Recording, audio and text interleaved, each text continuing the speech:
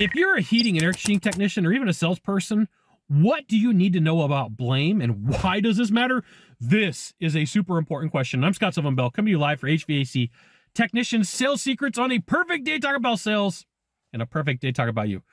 So there's going to be a point where you go to a home or you go to a property, and in the mind of the buyer, they're going to find somebody to blame to pay for this product that needs to be fixed. Now, this is human nature.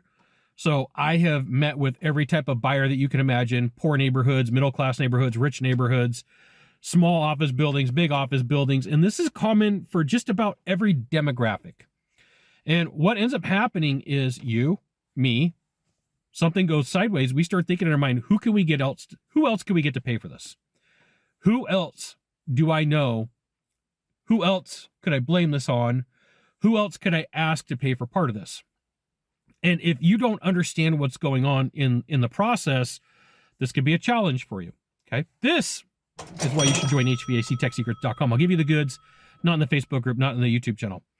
So what's going to happen is when you have your conversation and you're explaining damage or issues of the equipment or the ductwork or the indoor air quality with the buyer, you're going to want to use reason why logic. The reason why XYZ happened, the reason why 1, 2, 3 happened. It could be neglect. Right? There are people who flat out neglect their systems. It could be age of equipment. It could be airflow. It could be a myriad of reasons. But you have to be able to give this explanation in your damage. You have to be able to share, hey, like, here's what I saw. I got to the location and did my investigation. I took a look at your system. Upon further investigation, I noted that the blower motor was struggling because the filter hadn't been changed. So you're going to use reason why, and you're going to use because. So sometimes you got to take some time before you go and explain what's going on to the buyer, to the client. You got to figure out the reason why it happened. Now, here's the thing. Don't make anything up. Don't lie, because eventually you're going to get caught and somebody's going to come back and say, hey, that's not true. That can't be true. I don't believe that is true. Okay.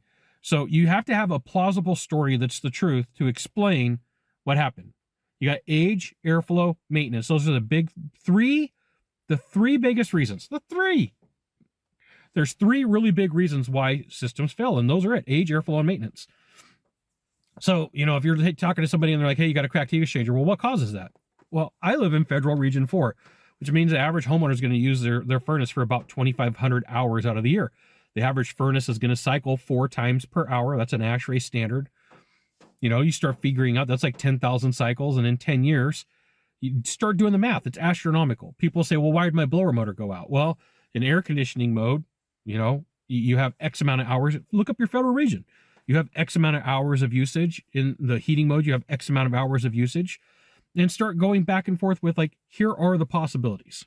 Because if you don't have this reason why, you don't have this because, the person's going to come back to you and go, well, your company is on a maintenance plan with us, and nobody told me, and all these damages just appeared.